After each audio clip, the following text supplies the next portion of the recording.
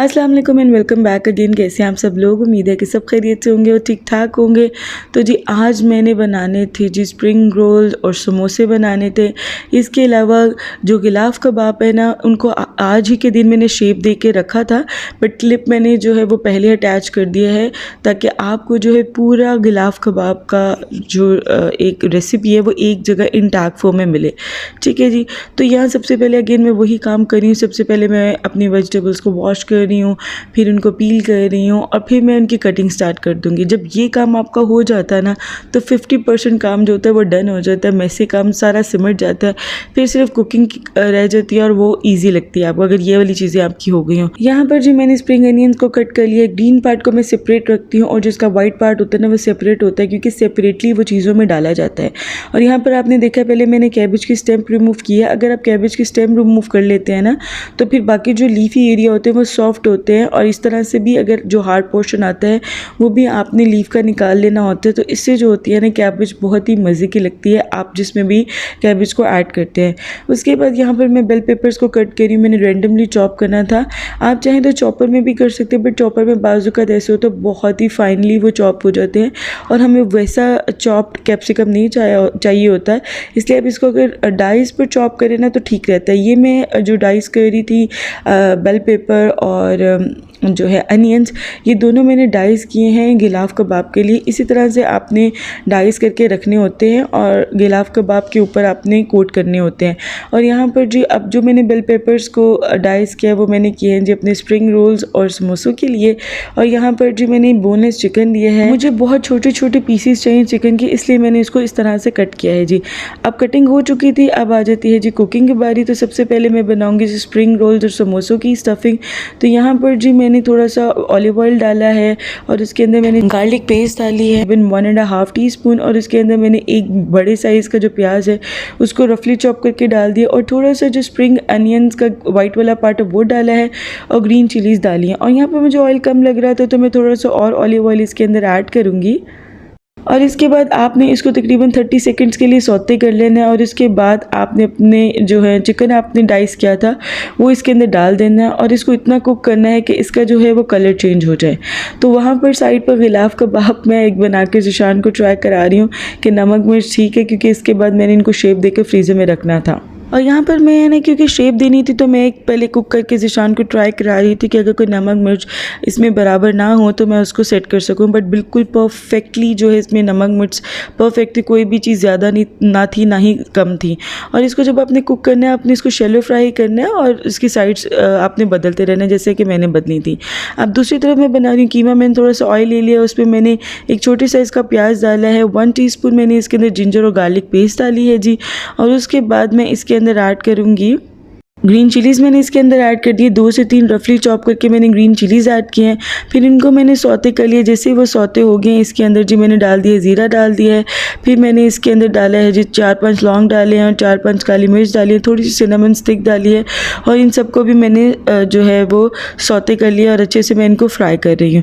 और उसके बाद मुझे थोड़ा सा ज़ीरा कम लग रहा तो मैंने थोड़ा सा और ज़ीरा डाला है, और फिर मैंने अपना जो मटन का कीमा है ना वो इसके अंदर ऐड कर दिया है। वो बिल्कुल ही फ्रीज़ हुआ तो मैंने लिड लगा के उसको मेल्ट होने के लिए रख दिया है। और दूसरी तरफ मैं अपना चिकन देख रही थी वो बिल्कुल कुक हो चुका हुआ था, तो उसके अंदर मैंने डाले हैं जी 2 टेबलस्पून मैंने वाइट विनेगर डाले हैं। इसके बाद जी मैंने 2 टेबलस्पून इसके अंदर वर्सेस्टेशियर सॉस ऐड किया है, और उसके बाद मैं इसके अंदर ऐड करूँगी जी सोया सॉस डालूंगी। मैंने यहाँ 1 टेबलस्पून अभी सोया सॉस डाला था क्योंकि ये बहुत ही डार्क वाला सोया सॉस था। अगर आपके पास लाइट सोया सॉस हो ना तो वो आप डालिएगा, और वो 2 टेबलस्पून आप लोगों ने इस पॉइंट पर डालने हैं।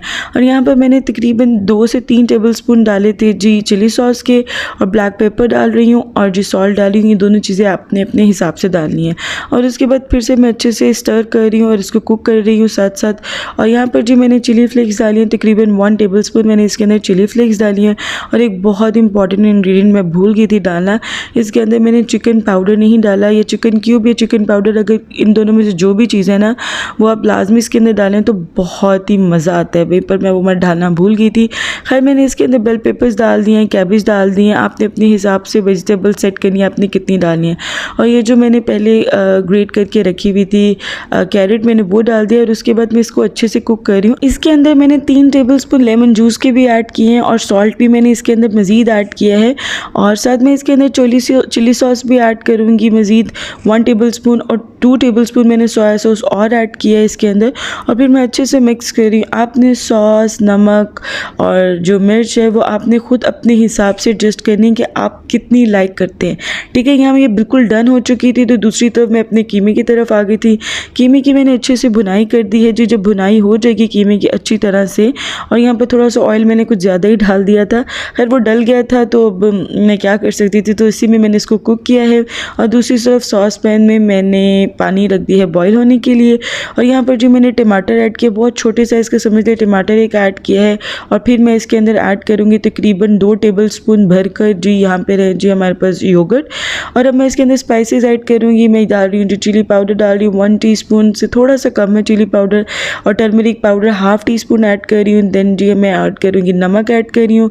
फिर मैंने कोरिएंडर पाउडर ऐड किया 1 टीस्पून ही मैं ऐड करूँगी इसके अंदर, सॉरी ½ टीस्पून मैंने इसके अंदर गरम मसाला ऐड किया है। और फिर इन सब चीज़ों को मैं अच्छे से मिक्स कर लूँगी और अच्छे से अपने कीमे को कुक करूँगी। कीमे की जितनी अच्छी बुनाई होती है ना उतना ही वो टेस्टी लगता है। और थोड़ा सा जी मैं इसके ऊपर लेमन डाल रही हूँ। और यहाँ पर मेरा ऑलमोस्ट डन हो चुका था कीमा। तो लास्ट पे मैं ऐसे करूँगी, थोड़े से जो स्प्रिंग अनियंस का वाइट वाला पार्ट होता है ना वो ऐड करूँगी। मुझे बहुत ही मज़े का लगता है जब कीमा कुक होता है ना, तो उसके ऊपर अनियंस डालूँ तो क्रंची क्रंची सा मुझे बहुत अच्छा लगता है। तो यहाँ पे जी कीमा प्रिपेयर हो चुका है और अब मैं इसको रख दूँगी साइड पर।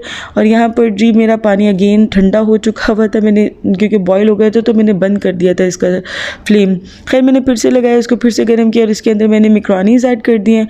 जब मैक्रोनीज़ मेरी अच्छे से कुक हो गई हैं तो मैंने इनको स्ट्रेन कर दिया और ऊपर ठंडा पानी डाल दिया है ताकि आपस में ये जो है वो चिपके नहीं। इसके बाद जो मैंने चाइनीज़ अपनी स्टफिंग तैयार की थी उसके अंदर मैंने मैक्रोनीज़ ऐड कर दी हैं और उसके बाद इसको अच्छे से मिक्स कर लूँगी मैं, और तकरीबन 1 से 2 मिनट के लिए दम लगाऊंगी मिक्स करने के बाद। और उसके बाद मेरी जो मैक्रोनीज़ है ना, मेरी जो स्टफिंग है ना वो बिल्कुल रेडी हो जाएंगी। और इसके ऊपर मैंने डाल दी हैं जी स्प्रिंग अनियंस का ग्रीन वाला पार्ट। ये बहुत ही मज़े का एक तो कलर देता है और बहुत ही टेस्टी फ्लेवर भी देता है। ठीक है जी, और ये देखिए जी फाइनल लुक है, कितनी अमेजिंगली मज़े की लग रही है, बहुत ही मज़े की बनती है। चिकन पाउडर आप लोगों ने लाजमी इसके अंदर ऐड करना है जी। इसके बाद जब मैंने किचन के मैं इसको थोड़ा सा समेटा और आलू बॉईल करने के लिए रख दिए थे, और जितनी देर में आलू बॉईल होने थे उतनी देर में मैंने अपने घर की सोचा कि सफाई कर लेती हूँ। तो जल्दी जल्दी से यहाँ जी मैं सफाई कर लूँगी, बारी बारी अपने कमरे जो है वो निपटाती चली जाऊँगी। जब मैं वॉइस ओवर कर रही होती हूँ ना तो मैं सोच रही होती हूँ यार कितना काम होता है हम लोगों को। किचन का काम अलग होता है, बच्चों को नहलाना धुलाना, उनको रेडी करना अलग है, उनको खाना खिलाना अलग है, सफाई अलग काम है, लॉन्ड्री को अलग समेटना होता है। तो काम है कि ख़त्म होने का नाम नहीं लेता। इससे पहले मैंने पूरे घर में जो है जी झाड़ू लगाई थी, डस्टिंग की मैंने, और फिर सफाई करी थी। देखिए मैंने अपना किचन अच्छे से क्लीन कर लिया हुआ था और बस अब नीचे से उसको जो फ्लोर है उसको साफ़ करना था और वो भी हो गया। उसके बाद जब मैं बच्चों के कमरे में आई ना तो लिटरली 1 मिनट के लिए तो मेरा दिल कर रहा था मैं बैठ के रोने लग जाऊँ कि यार किचन में इतना काम और फिर सफाई इतनी लंबी चौड़ी और ये टॉयज़ कौन उठाए। खैर फिर मैंने इन टॉयज़ को उठाना शुरू किया तो कुछ नहीं था जा सकता। खैर टॉयज़ उठाए जी, बेडशीट वगैरह चेंज की, और लास्ट में जब कमरा अच्छे से सिमट गया तो फिर आपको पता है सेटिस्फेक्शन भी होती है कि यार चलो शुक्र है अल्हम्दुलिल्लाह जो है काम भी साथ साथ निपटते जा रहे हैं। सारे कामों से फ्री होने के बाद मैं फ़्रेशअप होने चली गई। फ़्रेशअप होने के बाद जी मैंने क्या किया जी, हाँ मैंने नमाज़ पढ़ी, उसके बाद मैंने जामे शरीफ बनाया अपने लिए और ज़िशान के लिए, क्योंकि ज़िशान करने गए हुए थे ग्रॉसरी, तो आते उनको प्यास लग रही थी इसलिए मैंने जल्दी से जामे शरीफ बनाकर ठंडा ठंडा फ्रिज में रख दिया। आलू जो है बॉयल हो चुके हुए थे और ठंडे भी हो चुके थे, जल्दी से मैंने इनको पील करना स्टार्ट कर दिया। और जब मैं पील करना स्टार्ट किया तो ईमान ने मुझे इतना ज़्यादा तंग किया ना, कभी ऊपर बैठ रही है कभी नीचे बैठ रही है, कभी कोई बात कर रही है कभी कुछ मंगवा रही है। तो बस खैर मैंने आलू पील किए जल्दी जल्दी से। यहाँ आलू मुझे चाहिए था आलू के समोसे बनाने के लिए, उससे मैं फारिग हुई तो मैंने शामी का जो मटेरियल बनाया हुआ था शामी कबाब का, उसको अब मैं एक और नए तरीके से जो है शामी कबाब बनाने का सोच रही थी। पहले भी मैंने आप लोगों के साथ इसकी रेसिपी शेयर की है, तो तब मैंने एक नए तरीके से मैंने जो है शामी कबाब को शेप दिया था। लाइक मैंने बटर पेपर नीचे बिछा के और रोलिंग पिन से मैंने फ्लैटन कर लिया, तो फिर कोई एक सर्कुलर सी चीज़ लेकर उससे मैंने जो है शामी कबाब को शेप दी थी। ठीक है जी, मैं लिंक डिस्क्रिप्शन बॉक्स में डाल डाल दूँगी, इसकी रेसिपी मिल जाएगी और वो तरीका भी मिल जाएगा जिस तरह से मैंने बनाए थे। तो आज मैंने क्या किया, फ्लैटन कर दिया पहले ट्रे में सारे जो भी इसका मटेरियल है, और उसके बाद मैंने जो है बटर नाइफ़ जो होती है, सॉरी केक वाली जो नाइफ़ होती है, उससे मैंने जो है इसके कट लगा दिए थे और फिर थोड़ी सी इसको मैंने शेप दे दी थी। और फिर इस तरह से मैं इसको फ्रीज़ करूँगी और मैं आपके साथ रिज़ल्ट भी शेयर करूँगी इंशाल्लाह। तो यहाँ पर जो ज़ीशान ग्रॉसरी करके आ चुके हुए थे, तो काफ़ी सारी चीज़ें मैं रख चुकी थी।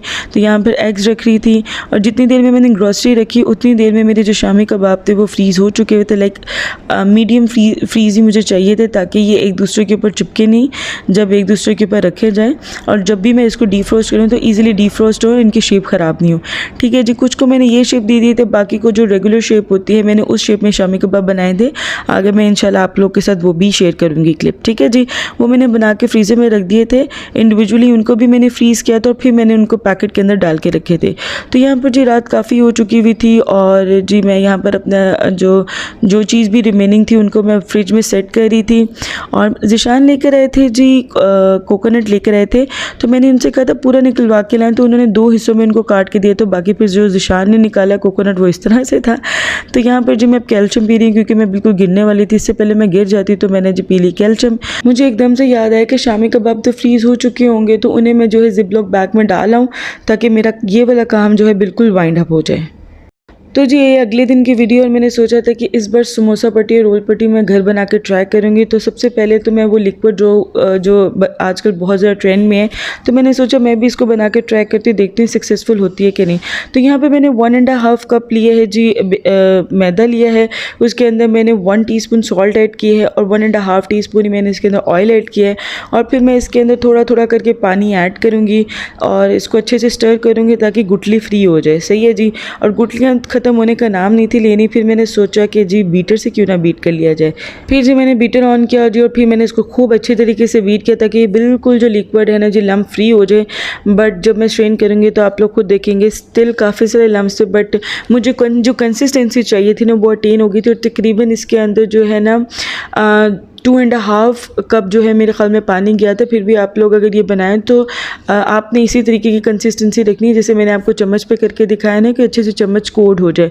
सही है जी। उसके बाद मैंने जो है वो अपना ये तवा लिया है और उसको मैंने थोड़ा सा, बिल्कुल थोड़ा सा मैंने इसको गर्म किया, बिल्कुल थोड़ा सा किया था।